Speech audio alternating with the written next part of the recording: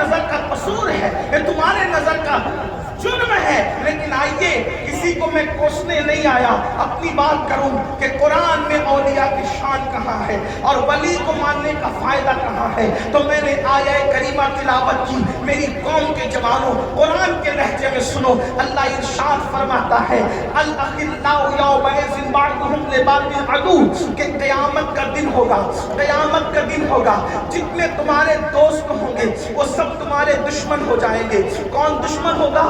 اللہ فرما رہا ہے جتنے تمہارے پکے گہرے دوست ہوں گے وہ سب تمہارے دشمن ہو جائیں گے۔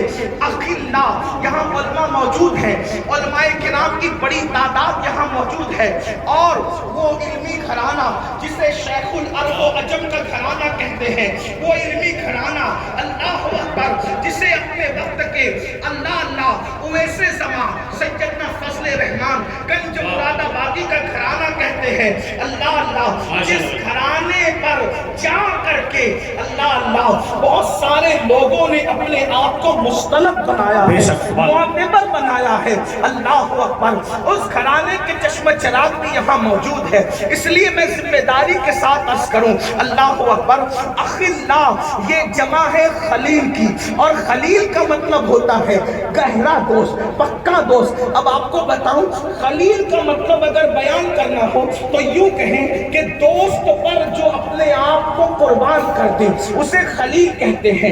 دوست کی مرضی پر جو اپنی مرضی کو قربان کر دے اسے خلیل کہتے ہیں۔ مثال کے طور پہ بتاؤں، خلیل نبیوں میں ایک ذات مشہور ہے جسے ابراہیم خلیل اللہ کہتے ہیں۔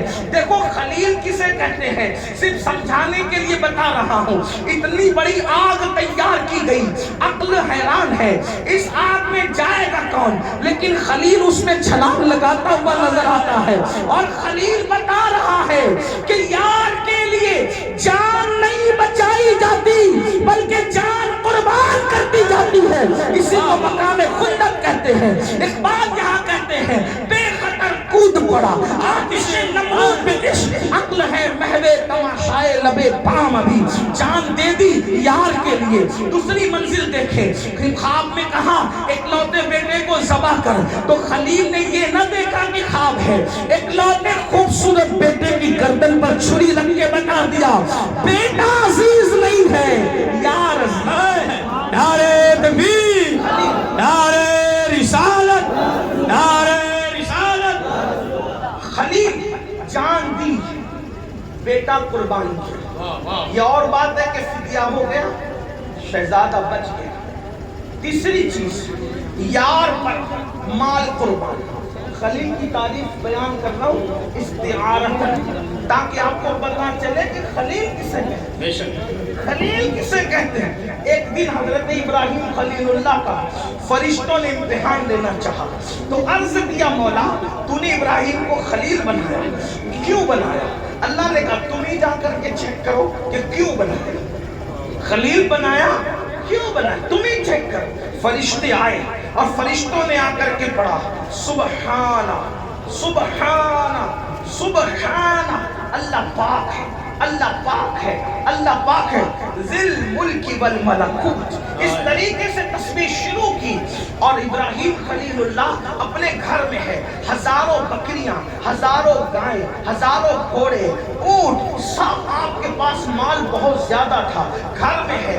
جیسے ہی سبحانہ سبحانہ کی تسبیح سننے کے بعد گھر سے باہر نکلے تو دیکھا کہ کچھ انسانی شکل میں کچھ انسان ہے، اور گویا کہ ایسا لگ رہا ہے کہ وہ کچھ طلب کرنا چاہتے ہیں۔ بلایا لوگوں ادھر آؤ، تم میرے اللہ کا ذکر کتنے خوبصورت انداز میں کر رہے تھے، میرے یار کا ذکر کتنے اچھے انداز میں کر رہے تھے، ذرا ایک مرتبہ مجھے اور سناؤ تو صحیح۔ اللہ اکبر، اتنا سننا تھا۔ جو فرشتے انسانی شکل میں تھے انہوں نے کہا ابراہیم ہم نے ایک بات کو اپنی مرضی سے پڑھا، اب دوبارہ تم فرمائش کر رہے ہو، اگر تم جو ہے یہ فرمائش کر رہے ہو کہ تم اپنے یار کا ذکر سننا چاہتے ہو تو بتاؤ اگر ہم کریں گے تو تم دو گے کیا؟ تو ابراہیم خلیل کہتے ہیں جتنے جانور اور مویشی ہے، یہ سب میں تمہیں دے دوں گا، لیکن ایک بار میرے یار کا نام تو لے لو۔ توجہ فرمائے، اس کے بعد انہوں نے مزید ملکوتی لئے میں پھر پڑھی تسبیح، سبحانہ سبحانہ کی تسبیح پڑھی، تو دوبارہ آنکھ میں آنسو آ گئے کہ ایک بار یار کا ذکر پھر کر دو۔ تو فرشتے جو انسانی شکل میں تھے انہوں نے کہا ابراہیم ایک مرتبہ میں تو سارا مال دے دیا، اب کیا دو گے؟ تو کہا یہ مکان، یہ اولاد، یہ سب کچھ میں نے غلام سب تمہیں دے دیا، لیکن ایک بار یار کا ذکر کرو، اللہ اکبر۔ پھر اس کے بعد انہوں نے مزید ملکوتی لب و لہجے میں پڑھا، تو پھر آنکھ میں آنسو آئے خدا کے ذکر کے حوالے سے، عشق اللہ اکبر، دل میں ٹھاٹے مارنے لگا۔ تو پھر سننے کے بعد کہا ایک بار اور تو کرنا، اے کرنے والوں میرے یار کا ذکر ایک بار اور تو کرو نا۔ تب فرشتے جو انسانی شکل میں تھے کہنے لگے ابراہیم پہلے مال دے دیا اور اب آل اولاد اور جو ہے وہ سارے جو ہے وہ غلام اور کنیز ہمارے حوالے کر دیا، اب کیا بچا؟ یار کا ذکر کریں گے تو دو گے کیا؟ تو خلیل اللہ کہتے ہیں ان جانوروں کو سنبھالنے کے لیے کسی دانا کی ضرورت پڑے گی، اگر یار کا ذکر کرو گے تو اپنے آپ کو بھی تمہیں دے۔ سبحان اللہ، سبحان اللہ، نعرہ تکبیر، نعرہ رسالت، حضور سید امین القادری صاحب قبلہ، حضور مفتی غلام ربانی میاں صاحب قبلہ، نعرہ تکبیر، نعرہ رسالت۔ اسے کہتے ہیں خلیل، مطلب کیا نکلا؟ جان دے دی، مال دے دیا، اپنے آپ کو بھی قربان کر دیا، اسے کہتے ہیں خلیل۔ اب قرآن کہہ رہا ہے، توجہ کرنا، آپ کی توجہ کرے تو سن لیں آپ، قرآن کیا کہہ رہا ہے؟ الاخلاء، جو تیرا پکا دوست ہے۔ آج تو دوست ہی نہیں ملتے، پکا دوست کہاں تلاش ہے؟ کسی نے کہنے والے نے کہا ہے شریک جشن ہزار ہے، شریک غم کوئی نہیں، حسین آج بھی تنہا ہے کربلا کی طرح۔ چائے پینے والے، بسکٹ کھانے والے، ہوٹلوں پہ بیٹھنے والے، پارٹی کرنے والے دوست تو بہت ملتے ہیں، جو دل لگانے والے دوست ہیں وہ نہیں ملتے۔ دل لگانے والے دوست نہیں۔ دوست کسے کہتے ہیں بتاؤں؟ دوست کسے کہتے ہیں؟ صحابی رسول کہتے ہیں اگر تو کسی کے کندھے پہ ہاتھ رکھ اور ہاتھ رکھ کر بول کے چل، دوست کسے کہتے ہیں؟ سن لیں، شاید آج آپ کو دوست نہ ملے گا، دوستی مشکوک کرنے نہیں آیا، لیکن دوست نہیں ملے گا۔ دوست کے کندھے پہ ہاتھ رکھے گا کیا؟ چل، اور وہ پوچھے کہاں، وہ دوست نہیں ہے۔ دوست کون ہے؟ کہا چل، تو بغیر پوچھے چل دے، بغیر پوچھے چل دے۔ یہ پرواہ نہیں کہ لے کے کہا جائے گا، بس پرواہ اتنی ہے کہ یار نے کہا چل، منزل پتا نہیں، یار کی رضا کے لیے چل چل، اسے دوست کہتے ہیں۔ یہ ہے دوستی، اور اس سے بڑا مرتبہ ہے کس کا؟ خلیل کا۔ تو مطلب پکا دوست۔ پکا دوست کون؟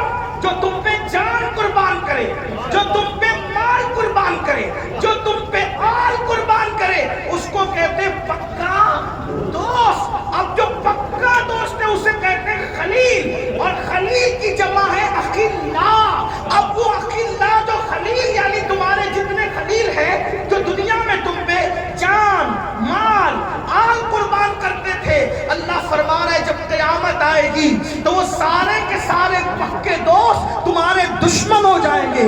یعنی جس نے دنیا میں تم پہ جان دی تھی، مال دیا تھا، اولاد قربان کیا تھا، وہ قیامت کے دن تمہارے کام نہیں آئے گا۔ کون کام نہیں آئے گا؟ جو دنیا میں تم پہ جان لٹا چکا، جو مال لٹا چکا، جو اولاد لٹا چکا، وہ قیامت میں تمہارے کام نہیں آئے گا۔ اب انسان سوچ رہا ہے یا اللہ جو جان دنیا میں مجھ پہ دیا تھا، جس نے مال دنیا میں مجھ پہ لٹایا تھا، جس نے آل قربان کر دیا تھا، نہ جان دیکھی تھی، نہ مال دیکھا تھا، نہ اولاد دیکھی تھی، مولا جب وہ میرا دشمن بنے گا، اچھا کام نہیں آنا تو ایک الگ بات ہے۔ اللہ فرما رہا ہے الاخلاء یومئذ بعضهم لبعض عدو۔ اللہ فرما رہا ہے وہ تمہارے کام ہی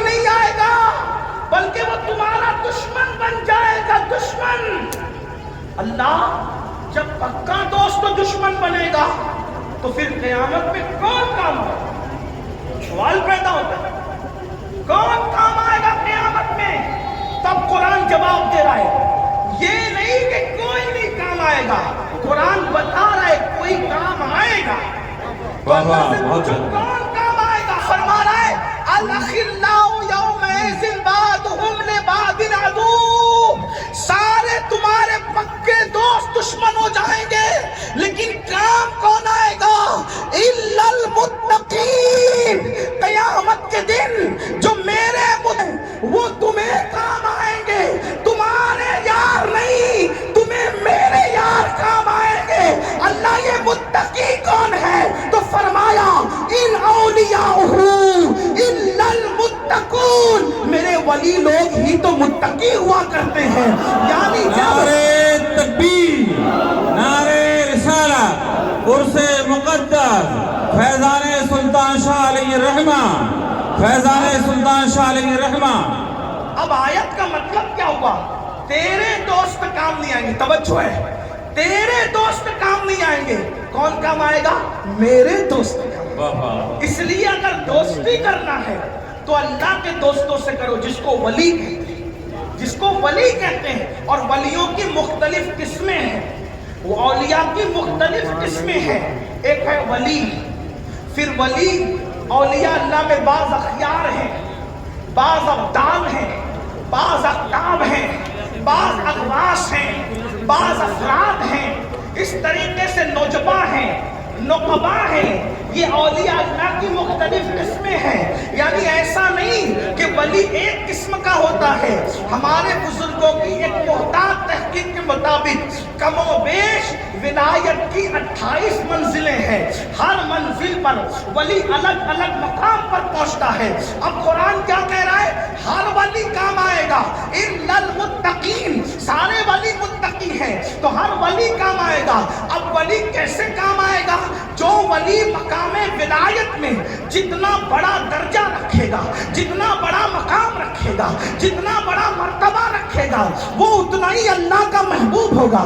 और जितना अल्लाह का महबूब होगा वो उतना ही तुम्हारा क़यामत में मददगार होगा।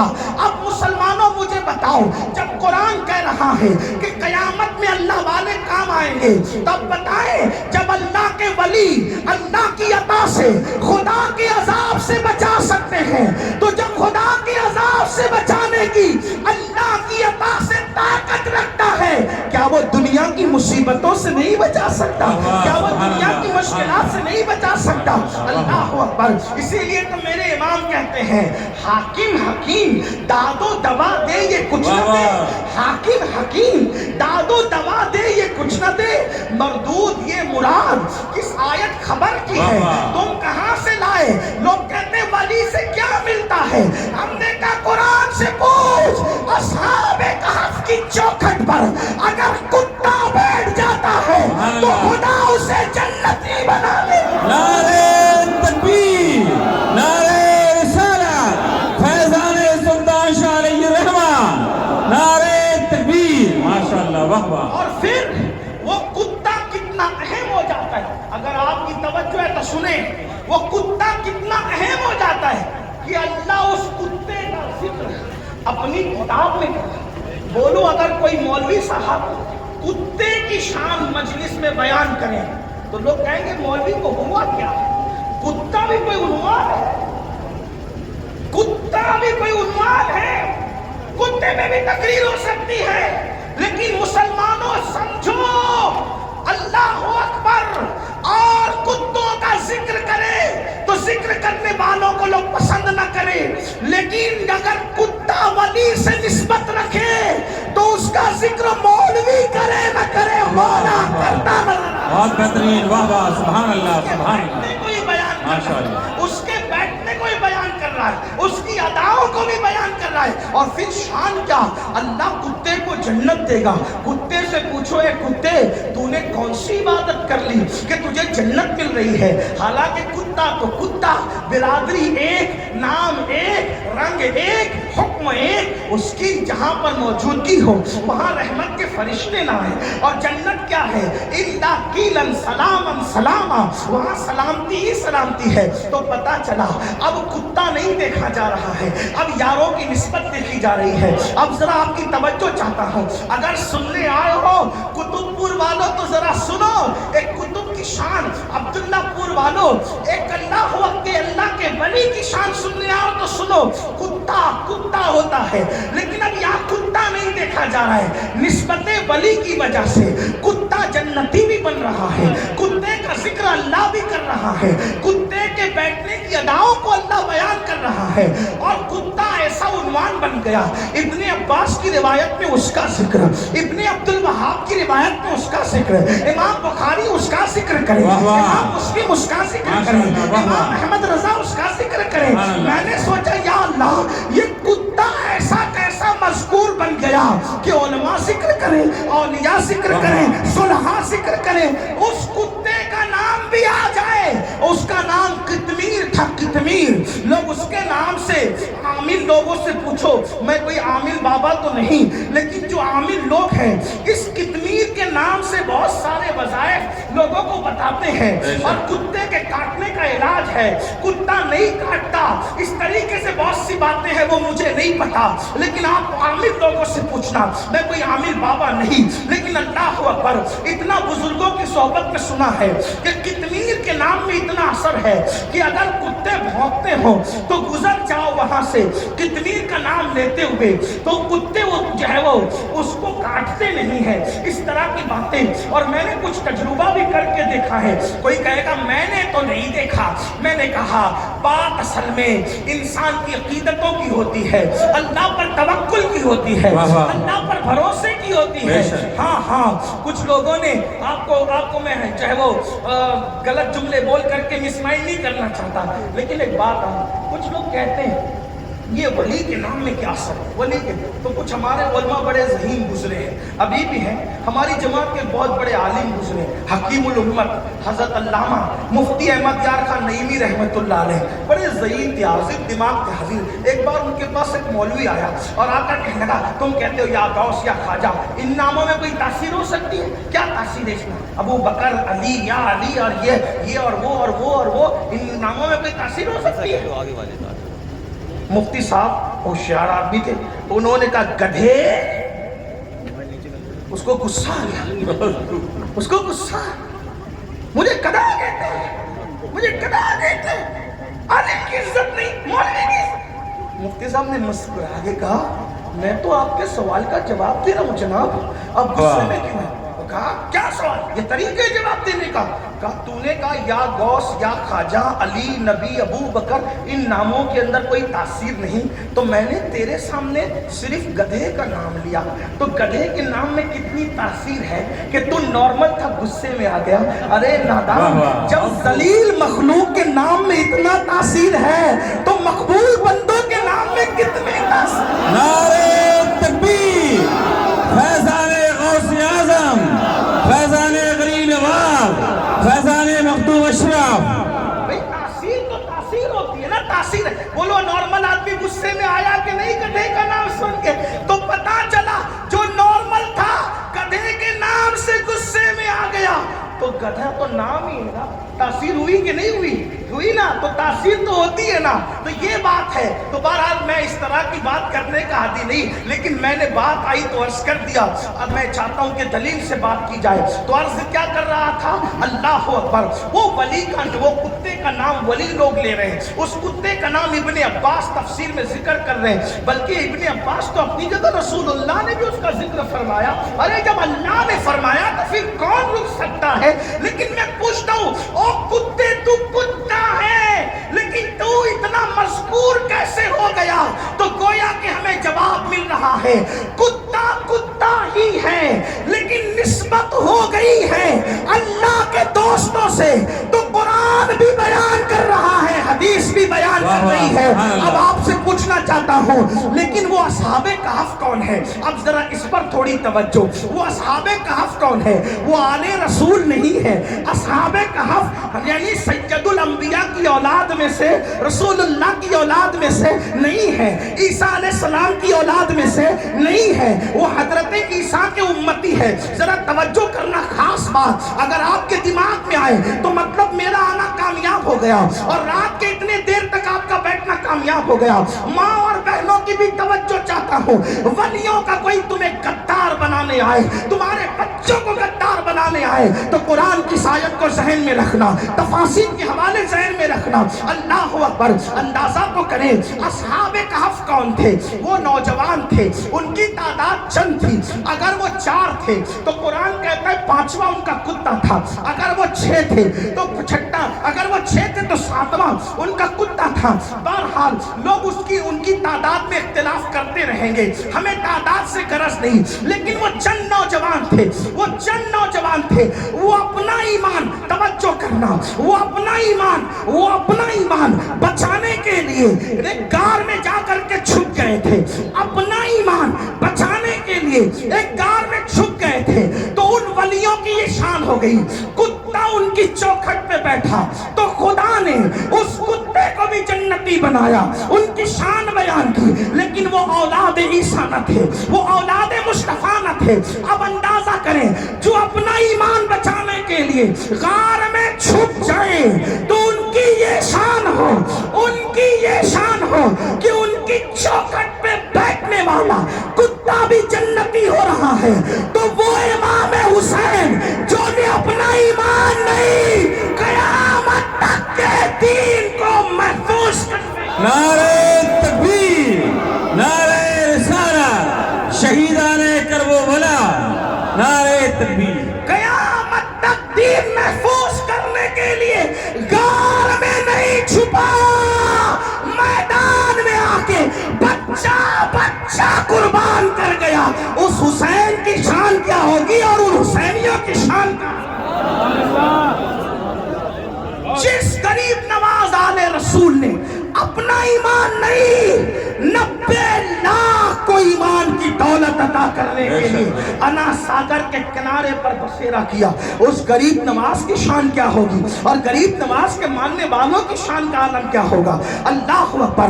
नबी का बेटा शेख अब्दुल कादिर जिलानी बगदादी, जिसे हम कादरी गौसे आजम कहते हैं, गौसुस सकलैन कहते हैं, नजीबुत तरफैन कहते हैं। कौन गौसे आजम? हजरत खिज्र कहते हैं साबिका नबियों की उम्मत में अब्दुल कादिर जैसा वली पैदा नहीं हुआ और उम्मत मोहम्मदिया में क़यामत तक पैदा नहीं हुआ। जिसके बारे में मेरे इमाम कहते हैं, क्या कहते सुनिए, कहते जो तेरा तिफ्ल है। वाह वाह। मेरी आदत नहीं कि मैं हर 2 जुमले में कहूँ कि बोलो सुभान अल्लाह, मेरी आदत ये आपके ईमान पे छोड़ता हूँ कि आप अल्लाह वालों की बात सुन के चुप रहते हैं या बोलते हैं। क्या कह रहे इमाम अहले सुन्नत? जो तेरा तिफ्ल है कामिल है या गौस। वाह। तवज्जो है अब्दुल्लापुर वालों, इमाम अहले सुन्नत क्या कह रहे हैं? जो तेरा तिफ्ल है। कुतुबपुर वालों क्या कह रहे हैं? जो तेरा तिफ्ल है। अजीतापुर वालों, औरई से आने वालों, कालपी शरीफ से आने वालों, गिरद नवाज से आने वालों, फजले रहमान गंज मुरादाबादी की नगरी से आने वालों, क्या कह रहे? जो तेरा तिफ्ल है। तिफ्ल कहते बच्चे को। तवज्जो है, कौन है? बच्चा। 1 मिनट का भी हो सकता है और बच्चा 10 साल का भी हो सकता है। तवज्जो है आपकी? इसको कहते हैं शेख अब्दुल कादिर जिलानी। क्या तवज्जो करना, क्या है? जो तेरा तिफ्ल यानी बच्चा है, 1 मिनट का है या 10 साल का। बच्चा कब तक बच्चा रहता है? जब तक वो बालिग नहीं हो जाए, वो बच्चा ही रहता है। सही है ना? वो बच्चे। जो तेरा तिफ्ल है किसका?